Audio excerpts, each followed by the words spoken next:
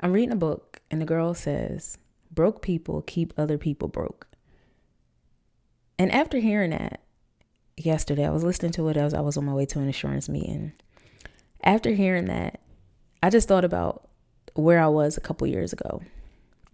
Let's say 2018, 2019, when I was at my rock bottom, my brokest of the broke. I'm talking $20 in my account broke and don't know how I'm gonna put gas in my tank broke. And I think about the circle I had at this time, the friends I had and the people I was keeping around me, and nobody was striving for greatness. Nobody wanted more. Everyone was complacent. They was where they were, and that was just the way of life. So it's like when you think about it, why would you want more? If your friends aren't doing more, why would you want more? I had thoughts in my head like, how can I get this money? How can I get more money? How can I better myself? But it really wouldn't manifest into anything because my friends weren't really thinking that way. And it's like when I tried to do other things outside of the box, they were looking at me like, what are you doing? And so ultimately, when you have friends like this, you really don't go anywhere because you're stuck in this mentality and this cycle of, well, nobody around me is really growing. Why should I? Maybe stuff like that isn't meant for me. So you keep yourself down. So I had made the choice to start getting rid of friends. Now, I didn't really know about the stats and this that women need other women to elevate their circles, elevate their lives or whatever. But I just thought to myself, I need other friends. I need different friends. And that came with the move. So when I moved, I started thinking like, I need other friends. I can't be going certain places. My mindset is different. And then you have friends that their mindset is not there. So they're looking at you different in a different kind of way with anything you do. So my whole thing was, I need friends that is going to be on my level or above, because I want to strive for more. So I really want friends that's up there. And so I ended up getting on an app. I ended up getting on an app for friends. And it's like we get on dating apps, we'll do those things. So why not get on an app?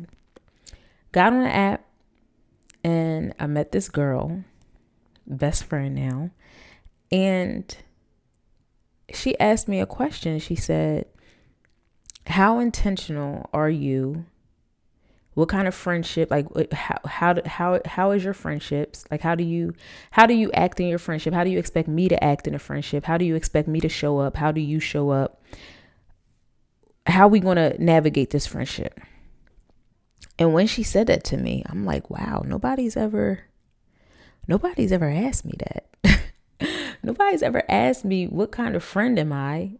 And how am I going to show up? And how do I expect her to show up? And I'm like, this girl she's serious. Like and she's like, she told me like, I've been praying for a friend. And I'm just like, wow. She's been praying for a friend. I've been needing a friend, like a real friend. And here she comes. And this girl is that's my sis. That's my dog. Okay. She, man, she has pushed me.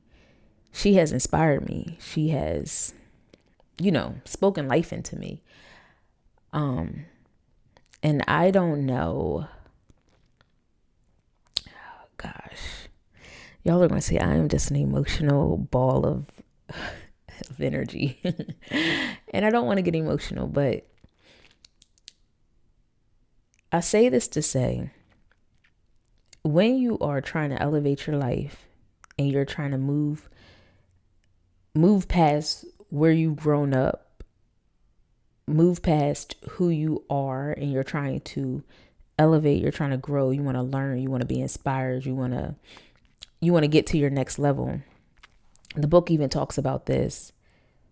Women need other women to do that. You have to elevate your social circles. You have to change it all around.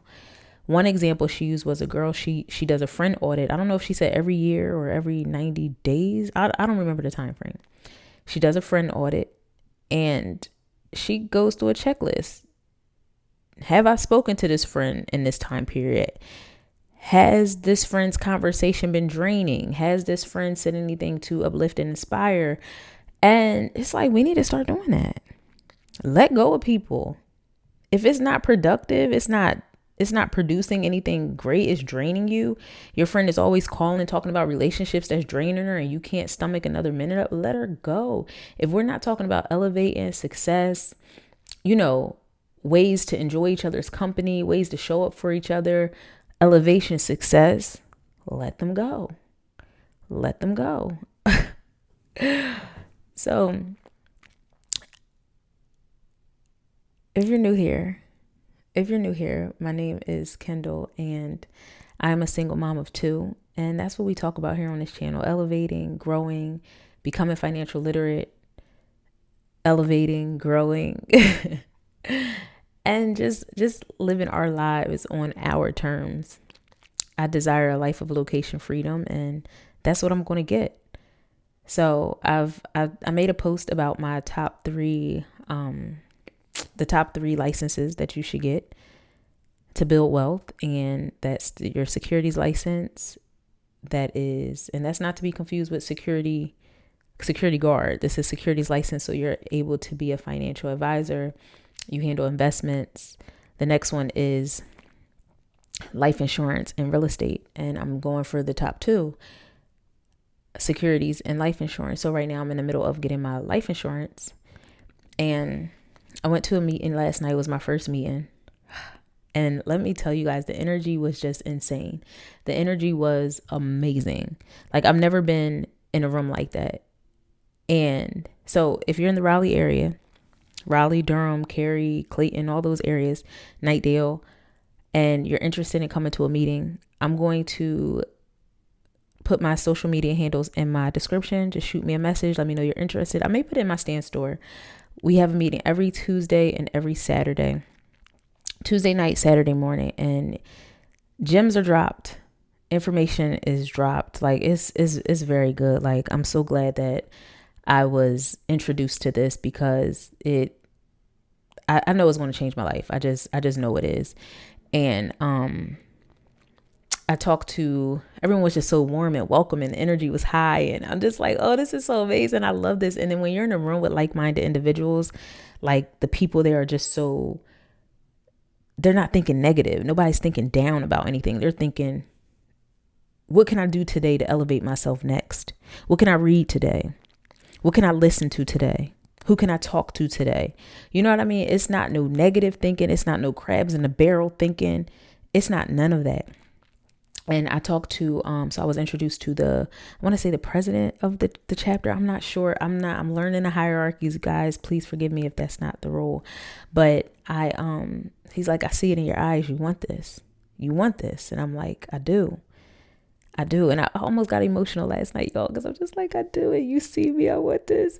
But I'm just like, I got into this because I want to ultimately help single moms. Like, I want to help people, but I want to help single moms that are underinsured or not insured at all. Because it's like, with us, if something happens to us, what happens to our kids? We are the providers. We are the protectors. We are the ones. So if our income gets slashed, who taking care of our kids? You know what I mean? So I want moms to understand. And not for it to be on our kids. It's stuff that we just weren't taught. It's just stuff that we just don't know. And we don't want our kids to be out there trying to do fish fries, trying to do GoFundMes to protect, to do what they need to do for us. It's just not fair. It's just not right. And I started to think, like, what legacy am I leaving behind for my children? What are my children going to think of me when I get older? You know what I mean? So I'm like, yes, I do want this. I want to help. Like, I want to help really bad. I want to help moms secure an extra bag of income if they can. You know what I mean? I want to help moms get their own life insurance license. I want to help moms get insured. Like, people need to know this information. The stuff that I'm learning, people need to know. They need to know. So when he said that, I'm just like, he's like, so what's your why? Like, why are you here? And I'm like, well, first and foremost, like, it's my kids. It's always been my kids. Everything I do has always been about my children, hands down. Like, I go outside about mine every single time. Like, it's always about my kids. And I'm just so excited to be able to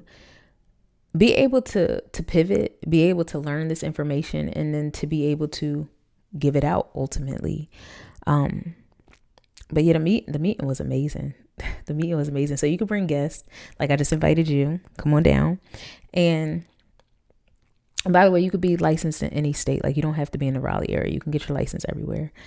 We are expanding in all 50 states. But so when you bring a guest, they recognize you for that. They recognize little achievements that you do. They recognize, if you sold a policy, if you got a policy written, you've helped this family, if you've helped that family, if you've, helped someone come into the business. Like, it's just such a, this is motivating.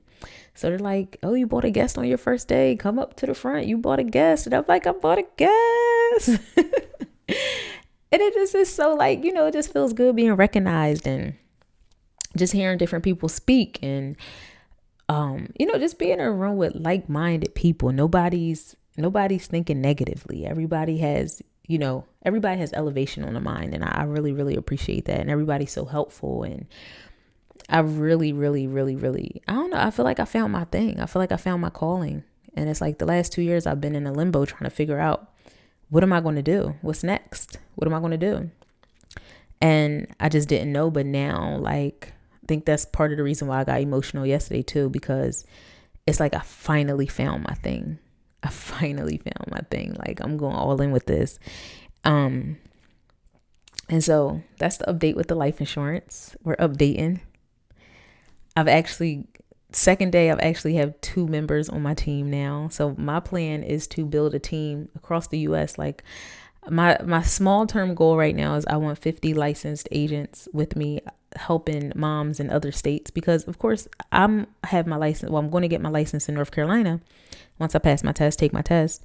So I can't do policies for people in Alabama. I can't do policies for people in Illinois. You know what I mean? So I want agents there. I want agents in California. I want agents in Texas. I want agents in New Jersey. I want agents everywhere. So that way we getting our moms covered. And it's just, I just love how you can just have a team. Like, now we're helping other moms make money. We're helping other moms secure their futures.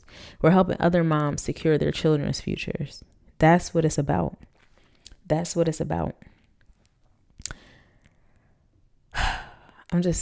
excited, guys. I'm excited. Y'all just don't understand. I'm excited. So I got my first agent is here in North Carolina. So my friend that came with me last night, she actually signed up. She's like, wow, I loved, she came to the meeting. That's all she needed to see. She loved it. And then after that, I spoke to a woman today in Illinois, y'all. So once she gets licensed, guys, I have an agent out in Chicago, and she'll be able to get my moms and my people in Chicago and Illinois covered. Like, how amazing is that? That's amazing. So that's life insurance update. Trading update. Let's get into it. Trading. So this week I told myself I have to paper trade, because last week, Thursday, Friday, I took 2 trades. Each day I did the same thing. Put it in on paper, which is fake trading with fake money with the brokerage. And in my real account, I took the same trade. But of course, the trade I took in my real account came after that trade. So different price, different strike price, different profit. So because I got in my trade late on my live account, and I'm really watching my live account and not really paying attention to the paper, and I see little pullbacks, I exited my trade, exited on red, and the whole time the paper money is running. And I'm like, dang, if I would have stayed in, that was $400 the first day. The second day was $300.